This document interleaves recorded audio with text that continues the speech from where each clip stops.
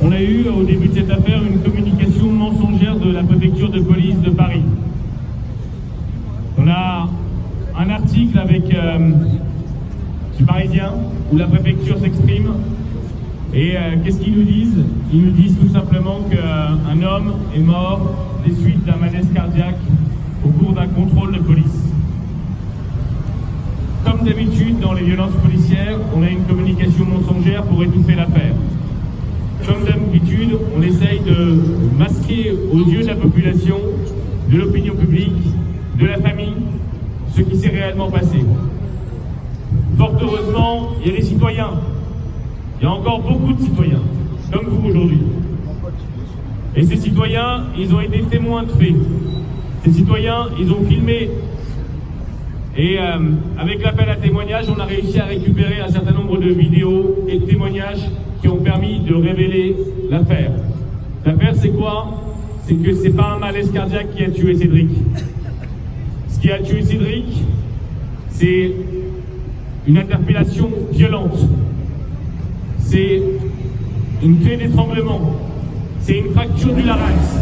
C'est une asphyxie, c'est une mort atroce. Et malheureusement, depuis trop longtemps, on a des personnes qui sont mutilées. On a des personnes qui sont violentées. Des personnes qui perdent un œil, qui perdent un membre, simplement parce qu'ils viennent manifester. On a des personnes dans les quartiers tous les jours, depuis trop longtemps, parce qu'ils sont noirs, parce qu'ils sont arabes, qui sont violentés par la police. On a de plus en plus de morts et de blessés graves. On a des familles traumatisées. On a des victimes qui ne peuvent pas s'en remettre. Et ça, personne ne l'entend au niveau du gouvernement. Il n'y a aucune compassion. Il n'y a aucune compréhension de cette souffrance. Il y a juste un outil de gouvernement qui est celui des violences policières. Et c'est ça qui a tué Cédric Chouviat, un père de famille de 5 enfants. Un père de famille qui travaillait simplement, qui était boursier, qui allait bosser. Alors, aujourd'hui, je suis vraiment heureux que vous soyez tous là. Et je vais maintenant donner la parole à ces familles qui ont déjà souffert. À Assa Traoré, dont le frère Adama a subi très exactement les mêmes choses. À une famille qui lutte depuis trop longtemps pour obtenir la vérité. Avec une justice qui ne veut pas leur donner leur vérité, la vérité, à savoir qu'il a été tué par asphyxie, avec un plaquage ventral, une technique interdite dans beaucoup de pays, mais que la France continue à utiliser, comme les armes, comme les LBD-40, comme les grenades. Donc il y a un moment où il va falloir cesser d'utiliser ces armes, cesser d'utiliser la violence contre ses propres citoyens qu'on est censé protéger. Parce que la police, elle est là pour protéger les citoyens, pas pour les tuer, pas pour les mutiler. Maintenant, je donne la parole à Assa. Parce que son combat, il est héroïque. Et que grâce à elle, et grâce au comité Adama Traoré, grâce à tous ceux qui se battent nuit et jour pour faire reconnaître la vérité contre un État qui ne veut pas de la vérité, eh ben, on a pu, là, pour Cédric, comprendre ce qui s'est passé, utiliser des stratégies qu'on n'avait pas utilisées jusqu'à maintenant, utiliser des techniques pour permettre la manifestation de la vérité. Et ce que l'on pense, ce que l'on veut, c'est que plus jamais, il n'y ait de morts et mutilés par la police, parce que maintenant on en a marre et qu'on dit stop.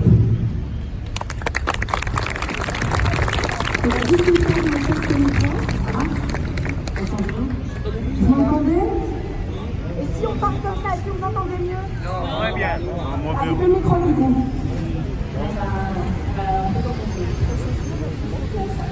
Donc on va maintenant applaudir la famille Traoré, Assa Traoré, pour le combat des deux frères Adama.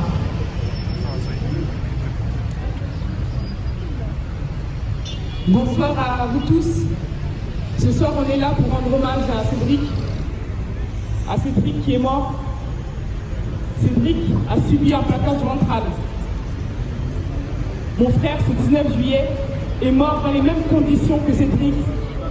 Il a également subi un plaquage ventral. Il a pris le poids de 3 gendarmes sur lui. Mon frère a pris plus de 250 kilos. Cédric, quand il va mourir, Initialement, la justice et les policiers vont mentir. Ils vont dire qu'il est mort de cause cardiaque. Dans l'affaire de mon frère, ça sera exactement la même chose. Ils vont dire qu'Adama Traoré est mort de cause cardiaque. Les gendarmes et la justice vont aussi mentir. Pour nous dire, 2 ans après, que Adama Traoré avait un cœur d'athlète. Systématiquement, quand un de nos frères va mourir, systématiquement, quand un va se faire tuer par la police et les gendarmes, le mensonge sera mis en premier lieu. Heureusement que cette vidéo va venir tout de suite démontrer les mensonges des policiers. Sinon, à l'heure d'aujourd'hui, ils auraient déjà affirmé que Cédric serait mort de cause cardiaque comme Adama Traoré. Ces techniques d'immobilisation sont interdites dans plusieurs États européens, sont interdites dans plusieurs États aux États-Unis, mais elles continuent d'être pratiquées en France. Elles sont mortelles. Ramata Dieng, depuis plus de 10 ans, se bat. Son frère est mort dans les mêmes conditions. Elle se bat pour l'interdiction. Nous, on se bat depuis 3 ans. On le dit. On dit que ces techniques sont mortelles, elles tuent. Si le gouvernement, si toutes les personnes qui autorisent ces techniques-là nous avaient écouté, Cédric ne serait pas mort ce jour-là. S'ils avaient écouté Ramata Dieng, mon frère ne serait pas mort ce 19 juillet-là. S'ils avaient écouté tous les autres militants, le MIB, tout le travail qu'ils avaient fait, d'autres ne seraient pas morts. Aujourd'hui, nous sommes dans un gouvernement qui est autoritaire, qui est répressif et qui n'écoute rien. Le plaquage ventral doit être interdit. Ces techniques d'immobilisation qu'on doit appeler mortelles doivent être interdites.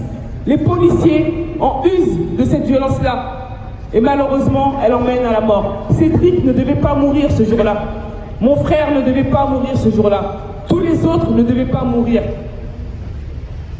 Mais c'est un combat qu'on va continuer à mener. C'est un combat que nous allons continuer à porter. Aujourd'hui, une enquête est ouverte. Aujourd'hui, leur expertise est sortie. Le gouvernement a parlé. Mais il faut savoir qu'il faut qu'elle se positionne aussi pour toutes les autres victimes ou qu'on dénonce. Les expertises sont là. Aujourd'hui, dans l'affaire Adama Traoré, nous sommes à 6 expertises. La vérité, elle est là. Le gouvernement devra prendre ses responsabilités. On espère que la justice sera rendue pour Cédric, qu'il y aura une mise en examen très rapidement. Les policiers et les gendarmes qui usent de toutes ces techniques mortelles, dès qu'elles emmènent à la mort, ils doivent être condamnés automatiquement, systématiquement. Mais, comme on le dit dans le livre qu'on a écrit, Combat Adama, nous sommes dans un État qui va sortir un manuel à chaque fois qu'un de nos hommes va mourir, et ils vont tous mourir soit de maladie, ou on va justifier leur mort parce qu'ils viennent d'un quartier ou ils viennent d'autre part. Ça c'est faux. Nous on crée, avec nos combats, nous tous, on crée notre contre-manuel en disant non. Ce contre-manuel-là, il va dire non. Ce contre-manuel-là, déjà dans un premier temps, va interdire toutes ces techniques d'immobilisation qu'on appelle mortelles. Donc on va dire justice pour toutes les victimes et en tout cas, toute notre affection à la famille de Cédric, parce qu'aujourd'hui, ils vivent ce qu'on vit, ce que nous avons vécu il y a 3 ans, ils vivent ce que beaucoup de monde vivent. Malheureusement, quand la police se fait tuer, on va leur dire de courage et surtout de ne pas lâcher. Justice pour tout le monde et la condamnation des policiers et surtout l'interdiction des plaquages de ces techniques d'immobilisation. Et Ramata Dieng se bat aussi depuis plus de 12 ans. Ça, c'est pas un combat qui commence aujourd'hui, c'est un combat qui commence depuis très longtemps. Merci. Je vais donner la parole à Dianeba. Bonjour, bonsoir, je m'appelle Dianeba, je suis l'un des grands frères d'Ibrahim Abba, un jeune âgé de 22 ans, un citoyen français qui a été tué par les forces de l'ordre le 6 octobre 2019 à Villers-le-Bel. Mon petit frère de 22 ans, il circulait à moto sur la voie publique. Les forces de l'ordre l'ont entendu venir, ils ont attendu qu'ils arrivent à son niveau et ils l'ont percuté avec la fourgonnette. Ces faits se sont déroulés devant 3 caméras. Ça s'est passé le 6 octobre 2019. Aujourd'hui, on est en janvier 2020. On a porté plainte, on s'est constitué partie civile, on a un avocat et pourtant la justice ne veut toujours pas nous donner accès à cette pièce. Ceci est anticonstitutionnel. Il ne respecte pas la Constitution parce que étant partie civile, normalement on doit avoir accès à ces pièces. nous, la partie civile, la famille et aussi l'avocat. Moi, je pars du principe que s'ils ne veulent pas nous fournir ces pièces, c'est parce que ces pièces, elles montrent bien leur culpabilité. Comme dans les autres cas, le cas de Cédric, où je pense à sa famille parce que je sais très bien ce qu'ils vivent, je vis la même chose depuis 3 mois maintenant aujourd'hui. Dans le même cas pour Cédric, pour Adama et autres, ils ont menti. Ils ont menti, ils ont dit que c'est mon frère qui a essayé de les éviter, alors que de nombreux témoins ont dit clairement qu'ils ont attendu qu'il arrive vraiment à leur niveau et ils ont envoyé toute la fourgonnette sur lui. Donc aujourd'hui, dans l'affaire de Cédric, on constate que la parole humaine n'a plus de valeur parce que dès les premières heures après les faits de Cédric, ils ont communiqué pour dire qu'il était mort de crise cardiaque. Ils ont même développé et argumenté. Alors et dans la suite, on s'est rendu compte que ce n'était pas vrai. La seule chose qui fait qu'on connaît la circonstance aujourd'hui, c'est la nouvelle technologie, les vidéos. Donc aujourd'hui, comme je l'ai dit, dans l'affaire de mon frère Ibrahim Abba, il y a des vidéos, 3 caméras. 3 caméras. Si réellement les policiers n'étaient pas coupables, aujourd'hui, je pense qu'ils nous auraient exposé ces vidéos. Pourquoi est-ce qu'ils ne respectent pas la Constitution? On est en France, il y a un code pénal, ils doivent respecter. Les policiers ont commis ces actes, mais ce ne sont pas ceux-là qui font infraction à la justice et à la vérité. C'est le pays, c'est l'État. Le père de Cédric a dit qu'il était en guerre face à Macron, face à l'État. Moi aussi, je pourrais le dire. Je le suis, mais je ne peux pas le dire. Parce que là où j'habite, si je dis ça, malheureusement, les jeunes, ils vont l'interpréter autrement. Donc je ne peux pas le dire. Mais concrètement, aujourd'hui, nous devons tous être en guerre contre ce que nous vivons aujourd'hui. Aujourd'hui, j'entends qu'on se bat tous les jours pour la retraite. Mais moi, j'ai envie de vous dire, est-ce qu'on va arriver à la retraite? Dans quel état allons-nous arriver à la retraite? Mon petit frère, il est parti. Je suis issu d'une famille nombreuse. Nous tous, on est détruits. Un seul être vous manque. Et le peuple, tout le monde, tous les deux peuplés. Excusez-moi. Concrètement, aujourd'hui, je demande à ce qu'on fasse force, nous, la communauté, les citoyens français, pour que la justice, pour que l'État français respecte la Constitution et nous permette d'accéder à ces vidéos. 3 caméras, aujourd'hui, ça fait 3 mois, ils ne veulent toujours pas nous fournir ces vidéos. Au-delà des vidéos, de nombreux témoins ont témoigné et ont dit clairement, sans aucune ambiguïté, des témoins qui ne se connaissent pas, des témoins qui habitent en dehors du département, qui ont tous dit de manière bien claire, nette et précise que la fourgonnette a délibérément tamponné ce jeune de 22 ans. Aujourd'hui, comment est-ce qu'on en arrive là? Pourquoi personne n'est affecté par ce qui se passe? Un jeune de 22 ans qui avait un niveau d'études et qui avait envie de contribuer à l'essor de ce pays. Ça n'affecte personne. Pourquoi aujourd'hui vous n'êtes même pas au courant aujourd'hui? Moi je suis au courant pour Cédric, je suis au courant pour toutes les autres victimes des forces de l'ordre. Parce qu'aujourd'hui, il y a une médiatisation qui fait qu'aussi on ne nous communique pas l'essentiel sur ce qu'on vit réellement dans certains milieux. Ce n'est pas normal. Pourquoi est-ce qu'on a demandé une enquête parlementaire pour Steve et on ne demande pas une enquête parlementaire pour mon frère Ibrahim Abba, un jeune citoyen français, âgé de seulement 22 ans? Comme Cédric, il était livreur. Comme Cédric, il avait une famille. Je vous remercie.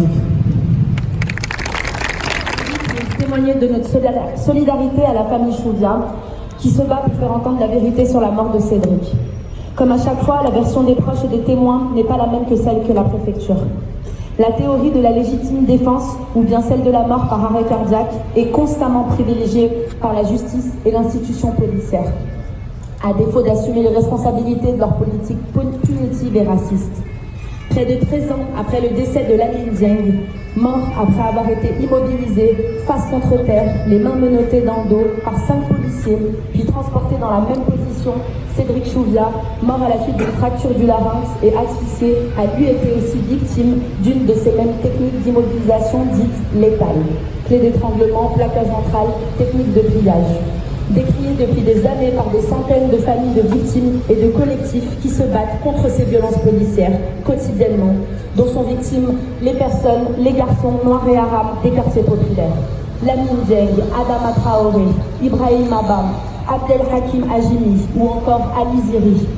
Longue est la liste des morts et des blessés sous les coups et les balles de la police. L'État français n'a aucun scrupule à déployer tout un arsenal judiciaire, policier et politique pour légitimer sa violence, que ce soit dans les quartiers populaires ou aussi par la suite au sein des mouvements sociaux et maintenant syndicales.